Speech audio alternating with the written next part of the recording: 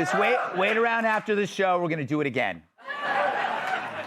Happy Wednesday, everyone. So yesterday, President Trump reminded Americans that he signed an executive order to bring back mental institutions and insane asylums. In a related story, guess which show has a brand new studio? Look at him. It was during that same presser that President Trump said the only thing Somalis are good at is piracy. True. Just ask Ilhan Omar's brother. He definitely got that booty.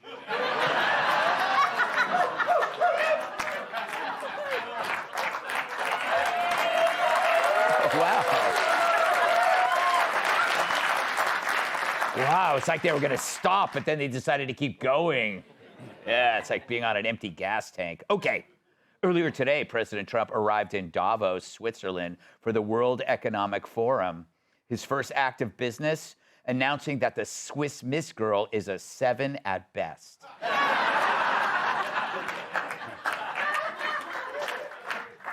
Yeah. Native American group is suing New York for banning native names or imagery from schools. It's all in an attempt for them to reclaim their school mascot. Yeah.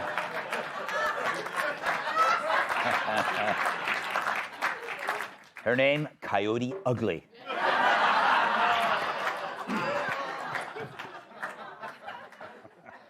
James Comer says he rejected an offer to interview Bill Clinton about Jeffrey Epstein because Bill demanded that there would be no witnesses, saying it would only be Comer, Hillary, and a rope.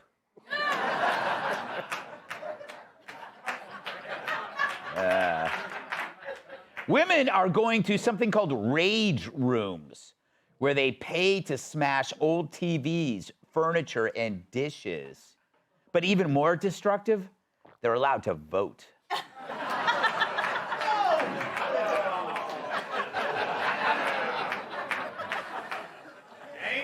That is the best joke you're going to hear this year. I'll drink to that. Yeah. To protest ICE, dozens of restaurants in Minnesota are planning to shut down on Friday. So fans of Somali food will have to have diarrhea at home.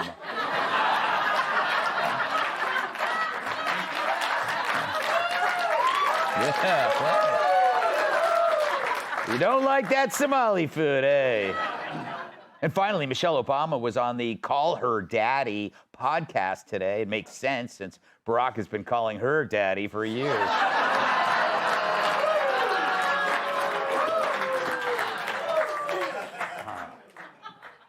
I'm a little troubled by that one.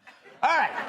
So the left has a new song and dance they're inflicting on us, and it's called performative-ignorance, where people fake a lack of knowledge about the most basic laws of life and then expect you to explain it. They pretend that common sense is somehow this foreign substance, as alien to them as a paycheck is to Jim Acosta or a vagina to Don Lemon. Yeah. But not us, right, Mackie? They claim to be baffled by the simplest concepts. What do you mean boys can't become women? Can you explain this to me? Let's have a conversation. Of course, it doesn't help that their idea of a conversation is standing an eighth of an inch from someone's face, screaming like they're the sergeant from Full Metal Jacket. They think volume equals value, and if you respectfully disagree, they'll respectfully spit in your face. But since performative ignorance takes no effort, it then requires us to do the legwork, usually under stressful circumstances. It's like someone challenging you to a 40-yard dash, then pretending they don't know what running means. And then, what are sneakers? What do legs do? Forget dragging them over the finish line. You have to drag them over to the starting line, too. It's amazing what we have to explain. How do jails work? Why is bail important? Why is an erection in a women's locker room a non-starter? It's like explaining why the sky is blue to a 4-year-old. The only difference is the 4-year-old won't call you racist when they look stupid. It's funny that the left spent decades claiming that they were the smart ones. They went from pretending to be Mr. Spock to Forrest Gump. And part of the scam is to ignore what's obvious to everyone else. Like when gross men pretend to be women. You know when you see it, fat weirdos who dye their hair purple and slap on some support hose. And don't question which hose it's supporting. But the left plays along. Oh, isn't she stunning and brave? Especially when shaving her bikini line near her nutsack.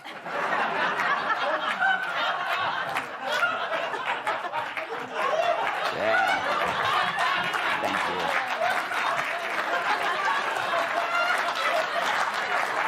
That's a good one.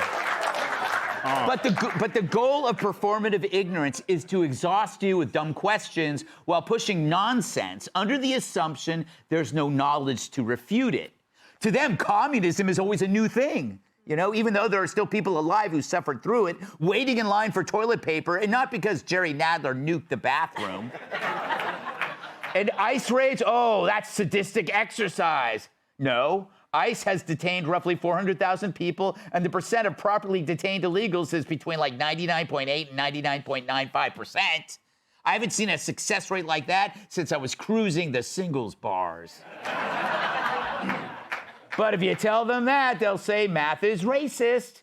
Mention that raids are caused by politicians refusing to share info between local and Fed law enforcement, and they'll freeze up like my pool boys when I put on my rubber glove.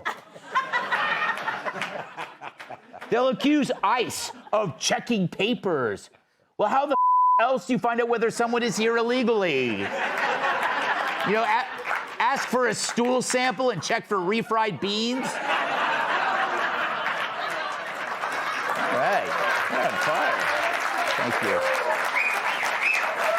But in reality, they're causing the very chaos that they complain about. It's like the cheating spouse who keeps getting caught and blames his partner's insecurities, which is why it's pointless to explain things.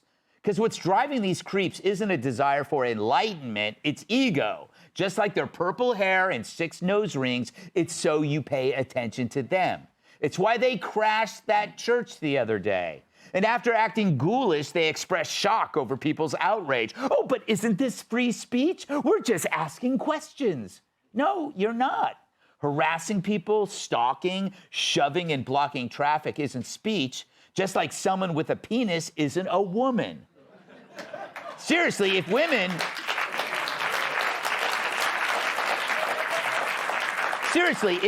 are so hard to define, how come Don Lemon never has sex with them?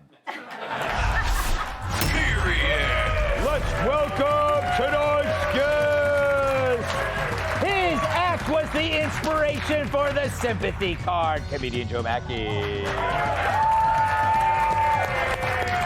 He looks like a guy who would buy your leftover pain pills, comedian Jim Florentine. Her book was 270 pages, but her audiobook lasts 2 minutes. Co-host about number 10, Campagna. And they bought his baby clothes at the Big and Tall store. Former NWA World Champion and host on the Planet Tower.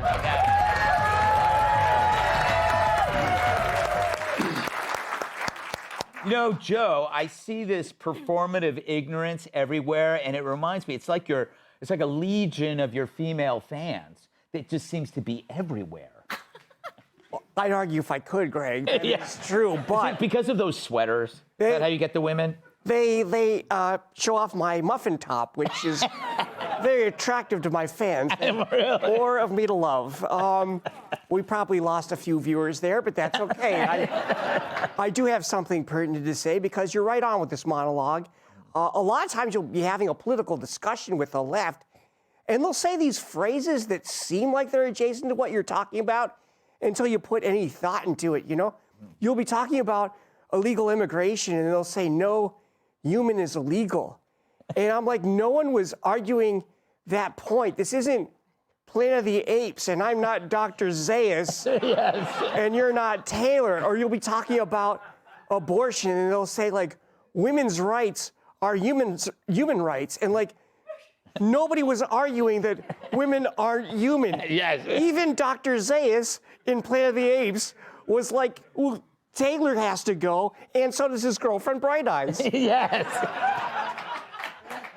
Whatever happened, I Googled Bright Eyes. Linda Harrison, beautiful gal. Beautiful gal. She's still alive. I think she lives like in Southern California somewhere in her 70s. Chuck Heston, he got that. Call me. Yeah, she's still hot. Jim, isn't this, I always think this thing of always asking these questions is a ploy to exhaust us. Like they go like, oh, what do you mean? But as if they haven't done the homework and you have to. Yeah, and then they, you can't criticize. Liberals will never criticize each other. Yeah. That's the problem, right? They always think Trump people are in a cult. Yeah. But liberals are in a cult because you can't say anything bad about it. Trump people will actually criticize Trump if he does something wrong. Mm-hmm. Like that Rob Reiner tweet. People criticize him for that, but the liberals will never do that. Yeah, he wasn't strong enough on that one. Yeah. He could have been a little more brutal. Could have been a little more brutal. I felt the same way. You know what it reminds me about, though? It reminds me like what if you use this type of performative ignorance like in real life? Like you ask a woman to go out on a date and she says no. What do you mean by no? I'm going to try that. To me, no means maybe. That's so true. That's how they don't take no for an answer. Right. So it means maybe. And I love performative ignorance. That's going to be my next comedy special, a title. That's awesome. Yeah, it is. It's really good. I'm going to try to make it a thing, Emily. Speaking of a thing, that made no sense. It's kind of weird, though, because I think they're also questioning whether or not there's such thing as common sense. Like common sense is like something a collective will come up with, and it's not somehow innate. It's like, who are you to say what a boy is? Well, I feel like they think that intellectualism or thoughtfulness means obliterating common sense and facts. And there's a little bit of truth to, questioning like, well, why? Or tell me this. But they have absolutely exploded things that are fundamental truths that this entire society is based on. So you're right. What is a woman? Well, now there are dozens and dozens of genders. Mm-hmm. There are dozens and dozens of meanings to normal words. And the problem is when you start pushing back on actual definitions and what is a given, nothing can exist anymore. That's true. How far is that going to be? In any legislature, are they now going to be like, well, this word could mean a million things? The reality is that when you go, for example, to an airport, do you ever see someone messing around in the women's restroom? Like, no. When there's federal space, actual federal space and federal property, there's no messing around. When you're in courts, actual federal courts, there's no messing around. So these guys just skip around their own playgrounds because they're allowed to. They're coddled. The people you see on the streets of Minneapolis, they don't have actual real jobs. They've never seen actual violence. They've never seen the stuff we see here on 6th Avenue on a daily basis. Yeah. So they're allowed to skip around in their playground because they've never seen real. And God knows they've never seen the real violence that those illegal immigrants that have been hauled off the streets have done, like raping children and murdering everyone and sodomizing everyone. If they I knew you were going to bring up sodomizing. I keep saying it because I want to. Every day she keeps mentioning sodomizing. I know. Because I want everyone to know that's what we're talking about, because they keep trying to blur the lines that we're talking about our neighbors. Yeah, I'm going to get my rug at home sodomized later. It's got this huge stain in it. Isn't that what that means, getting it sodomized? Yep. I don't know. I rented a sodomizer at the grocery Yes, store. that's what it means, Greg. It's a cleaning product, yes. Yes. So Emily makes a great point. It's kind of like what you were saying. It's like they would never try this in a black church. But also, they do this stuff under stressful conditions. Like, they'll get in your face when you're in Mass and then ask you to explain something. Well, you got to hand it to them. They picked the perfect fools to run their errands. That's the best way to describe it. You have to understand how enticing it is to be a liberal, to be under their bubble, because you don't have to be accountable. You don't have to meet any levels, or there's isn't a bar. You don't have to be in shape. You don't have to have a job. You don't have to have a sexuality. You don't have to have any. You can be whatever you want to be, whatever's in your fantasy on your keyboard, and they all come together. And there's only one common thing they have, is that President Trump is evil, and anyone associated with him is trying to ruin the world. So they make these people who live in, this is one of the pockets in America, that we have a whole generation of people that don't have to put any effort forward in life because America has worked so well to where you can be a person who doesn't participate. We used to call them social deviants, right? They didn't want to be a part of, they didn't want to be a part of the American way. They didn't want to dress. They didn't want to be a part of the culture. Now they're being told that they're special, every one of them. And here's the thing, you can be, and they're all ignorant. Yeah. And it's not performative. They found their base. Yeah. They found they have nothing better to do. And they only attack things for cameras. So if you stand in front of a police officer and yell and scream at them, they've been told they can't touch you. Yeah. That's why they were so shocked with what happened when, lo and behold, you try to run a police officer off or an ICE off with a car, he's gonna shoot you. Yeah. What? They can't do that to us. Because so this whole thing is, there is no conversation to be had. Do not engage these people. When they say, well, do you know what a woman is? And just say, no, I don't know. And go about your business. It's not, you can't engage with them because all they want is the moment. Yes, exactly. That's if they win, it's like the flat earthers. You argue with them, they win because you're talking about it. Hey, Sean Hannity here. Hey, click here to subscribe to Fox News YouTube page and catch our hottest interviews and most compelling analysis. You will not get it anywhere else.